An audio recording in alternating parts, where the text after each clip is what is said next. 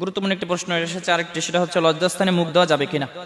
স্বামী স্ত্রী লজ্জাস্থানে একে অপরের লজ্জাস্থানে মুখ দেওয়া যাবে কিনা, লজ্জা নয় জানতে হবে। এই প্রশ্নগুলো অত্যন্ত গুরুত্বপূর্ণ প্রশ্ন। এই প্রশ্নগুলো কিন্তু আগে কখনো আসেনি, এখন এই 2015 সালের পর থেকে এই প্রশ্নগুলো অতিরিক্ত হারে আসছে। কারণ এই ঘটনা একসময় এরকম ঘটতো না, এখন এইরকম ঘটনা হচ্ছে বিদায়ী সচেতন মহল থেকে এই প্রশ্নগুলো আমাদের কাছে চলে আসে এবং আমরা প্রশ্ন উত্তর দিতে বাধ্য।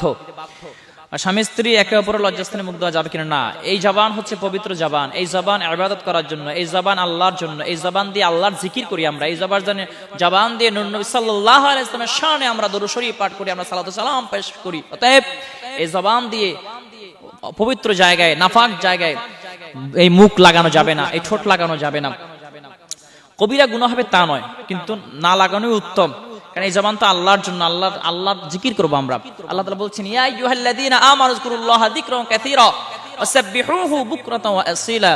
হে আমার ঈমানদার বান্দারা, তোমরা বেশি বেশি করে আমি আল্লাহর জিকির করো। তাহলে যে জবান দিয়ে আল্লাহর জিকির করি সেই জবান নাফাক জায়গা লাগানো যাবে না। তবে বড় ধরনের গুনাহ হবে এমন কিছু নয়, তবে না লাগানো উত্তম। এরকম লজ্জাস্থানে মুখ দেওয়াই যাবে না, কারণ উৎসাহিত করছি না। যেহেতু স্বামী স্ত্রী যখন সহবাস করে, মেলামেশা করে, তখন অন্য জগতে চলে যায়, অনেকে ঠিক রাখতে পারে না।